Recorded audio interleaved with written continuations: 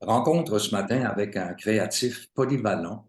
Il s'agit de Tristan Malavoie. Bonjour Tristan, Bonjour Bonjour. Winston. homme de communication, homme d'écriture, homme de d'auteur et de tout ce qu'on voudra dans la plume, si on veut. Mais j'ai beaucoup apprécié ce que la nuit déposera dans tes mains.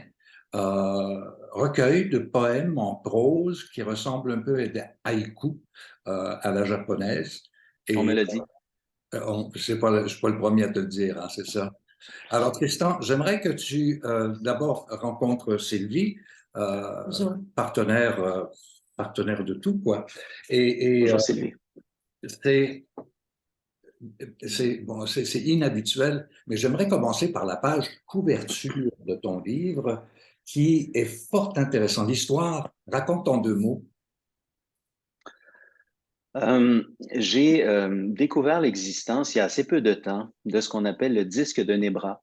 Et puis je réalise en parlant autour de moi que la plupart des gens à qui j'en fais mention sont pas au courant encore de l'existence de ce disque de Nebra, qui est une découverte archéologique importante qui a été faite en 1999 en Allemagne. Donc c'est assez récent quand même, hein, comme découverte, moins de 25 ans.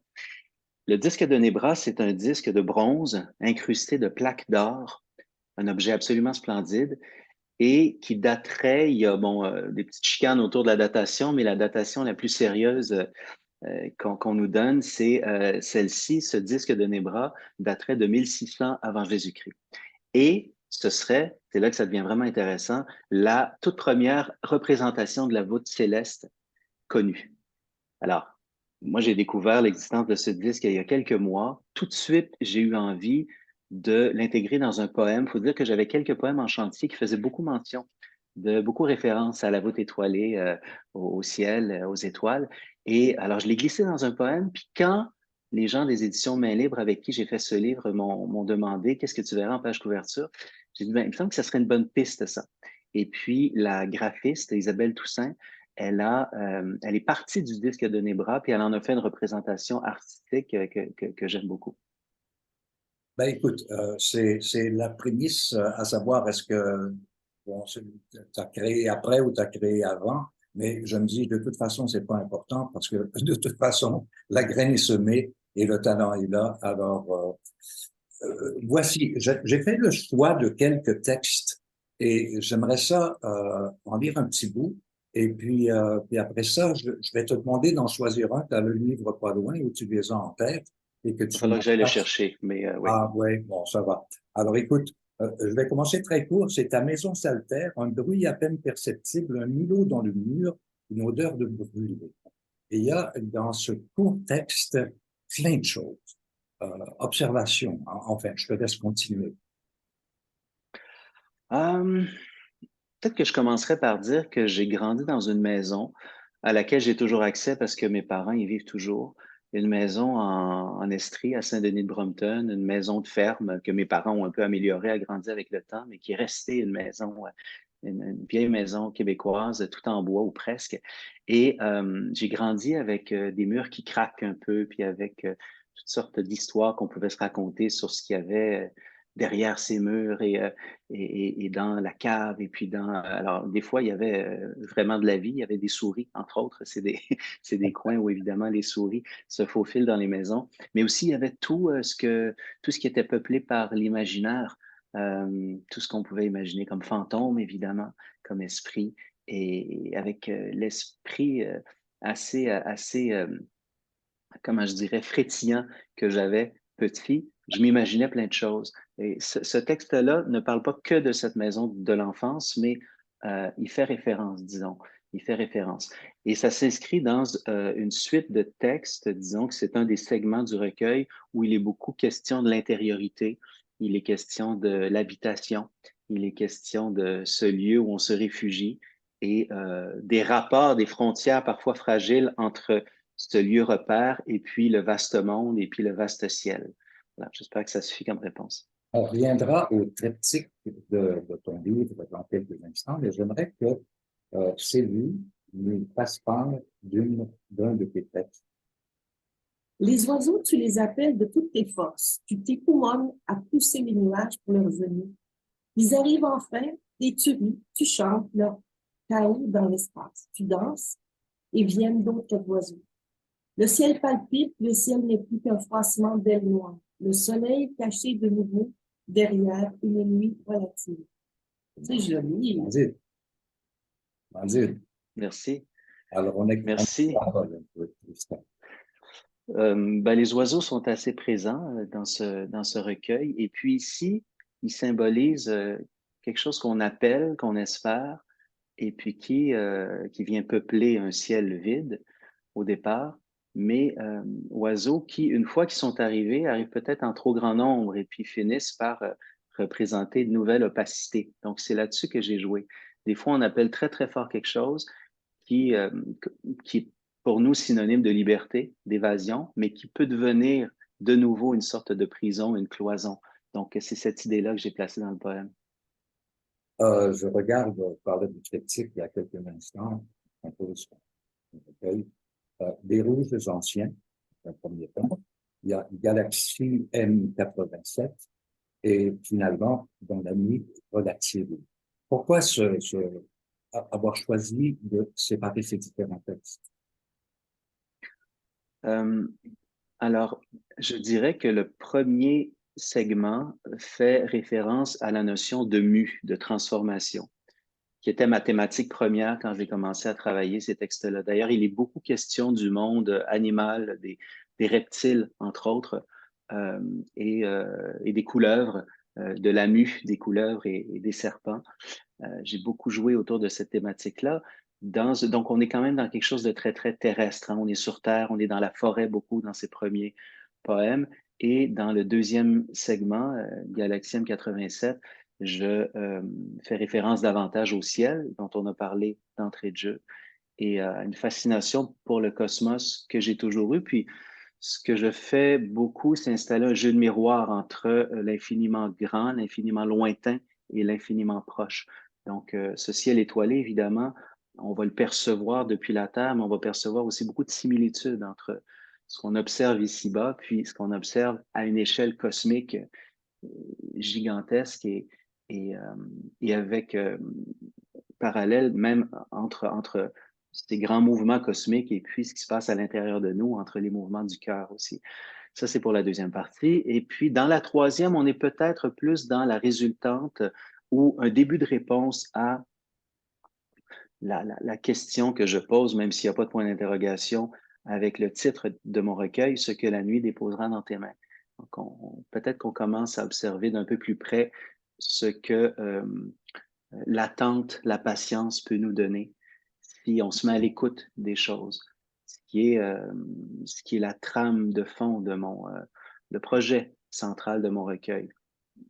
Réfléchir aux fruits qui peuvent apparaître quand on se met en mode écoute davantage qu'en mode émission, production. Je trouve qu'on est dans une société qui est beaucoup, beaucoup dans la rentabilité, puis dans la production, puis la vitesse, puis l'attente à court terme. C'est intéressant d'adopter une posture un peu à contre-courant, je trouve, se placer un peu plus dans l'attente et puis regarder travailler le temps. Regarder travailler le temps. Donc, dans cette troisième portion, on commence à déceler les fruits que le temps nous donne. Parlant de couleurs, il y a ce texte dont je parlais il y a quelques instants que tu l'évoquais. Pense à la couleur, tu peux observer la peau laissée derrière. Scruter à loisir ce développé sur moi diaphane et inutile. C'est un peu sa mort que les filles, tandis que le vent court sur ses écailles. C'est magnifique, vraiment. Et ça Merci. illustre très, très bien ce dont tu parlais il y a quelques instants, dans la première partie. Euh, Tu as comment dire, une carrière, si je peux ainsi m'exprimer, qui a touché à plein de choses. Tu as été chroniqueur, tu as été journaliste, tu as écrit pour des interprètes, bon, euh, et le théâtre aussi t'intéresse beaucoup. J'aimerais savoir si bon, t'es jeune, comment tu envisages la poursuite de ce que tu fais maintenant? Il y a une période où j'ai un peu lutté contre ce qui peut ressembler à un éparpillement. C'est-à-dire que c'est vrai que quand je m'y mets, quand je travaille un peu, quand je me retrousse les manches, j'arrive à écrire dans différentes formes. Et ça, c'est intéressant en soi, mais ça peut devenir un danger. Il y a le danger justement de l'éparpillement. Puis à un moment donné, j'ai cessé de lutter contre cette curiosité qui me menait sur différents chemins. Puis je suis plus entré en mode, essayons d'être cohérents là-dedans. Qu'est-ce qu'il peut y avoir comme cœur battant commun à mon travail comme poète, comme romancier, comme scénariste. Donc, je dirais qu'il y a des motifs, il y a des sujets que j'explore maintenant avec des outils que j'adapte selon le genre. Et pour répondre à ta question, j'ai pas l'intention de changer trop de choses. J'ai déjà envisagé ça, à un moment donné, de dire, bon, ça c'est fait, ça c'est... Mais ben, par exemple, la poésie, j'étais pas sûr de revenir au poème, parce que moi, je suis entré en littérature par la poésie. C'est ce que j'ai lu d'abord, c'est ce que j'ai écrit d'abord, et puis au début de ce que tu appelles une carrière, moi j'ai toujours du mal avec ce mot-là, euh, il y a eu la publication de 3 recueils de poèmes. Ça a été mes 3 premiers livres, et ça remonte déjà à une quinzaine d'années, même, oui, à peu près, même plus. Euh, et, euh, et après, la poésie a comme pris d'autres formes. Bon, en chanson, c'est assez évident, là, disons, la nature poétique du texte, mais il peut y avoir des pages plus poétiques dans les romans que j'ai écrits. La poésie s'est disséminée un peu. Je n'étais pas sûr de revenir à cette forme-là du poème pur, entre guillemets, ou du poème seul. Et j'ai ressenti dans les dernières années un profond besoin d'y revenir. Comme si je retrouvais la veine principale dont j'aimerais qu'elle reste toujours finalement au cœur de mes projets d'écriture. C'est là que j'ai l'impression d'exprimer le plus directement ce que je porte en moi et sans compter que j'y vois le plus beau et le plus grand des défis d'écriture qui soit. C'est ce qui est le plus difficile, écrire un poème de 4 lignes qui contient beaucoup, qui se tient, qui porte de la beauté, du sens, de l'émotion. Euh, je termine là-dessus parce qu'évidemment, on le fait d'abord pour le fond, pour le cœur, pour ce que ça nous permet de dire, de saisir de l'invisible et des émotions qui nous habitent. Mais le défi d'écrire un poème me stimule aussi intellectuellement beaucoup, beaucoup, beaucoup, beaucoup. Vous l'avez dit d'entrée de jeu, c'est des poèmes très, très courts, mais pour en arriver à ces 3-4 lignes-là, souvent, j'en ai écrit 100. Et, euh, et, et alors, une façon de répondre à la question, c'est que la poésie sera toujours au cœur de tout ça. Tristan, est-ce qu'on peut te demander sur quoi tu travailles présentement, tes projets dans les médias ou à long terme? Avec plaisir, Sylvie. Là, tu vois, je suis en train de mettre le point final à un texte qui m'a été commandé par Paul-André Fortier, le chorégraphe. Et Paul-André m'a demandé, il y a déjà, c'était durant la pandémie, il m'a tendu une perche, il m'a dit, j'aimerais que tu écrives un texte destiné à la scène que je vais travailler ensuite avec un interprète. C'est un projet qui, depuis, a évolué bien, je pense. Paul-André travaille ce texte-là avec le comédien Étienne Pilon depuis déjà 2 ans et demi. Et le spectacle que ça va donner va être créé dans le cadre du FIL à l'automne, en septembre, le Festival de la littérature. Ça va être créé au Prospero. Je suis très, très fier de ça. Il y a un livre qui va accompagner cette production-là aussi. Puis sinon, j'ai de plus en plus d'invitations à écrire sous forme de scénario actuellement. Donc, je suis en train de terminer, par exemple, un docu-fiction de 2 heures. Ça, c'est dans un domaine un peu différent, mais de 2 heures autour de... Ça va être pour la... Bon, je vais peut-être pas le dire parce que c'est pas encore tout à fait attaché, mais je pense qu'on va pouvoir l'annoncer bientôt. Mais c'est sur les rapports entre le monde de la pègre et le monde politique dans le Québec des années 70 et 80. Oh! Ouais. On est plus loin de la poésie, mais ouais. Oui, éventuellement, j'aimerais bien faire la lecture de ce livre. Oui. Effectivement. Alors, Tristan, merci pour ta présence ce matin. Merci. Encore une fois, j'invite les gens à se procurer chez Main Libre ce superbe texte avec une admirable couverture, ce que la nuit dépose dans tes mains.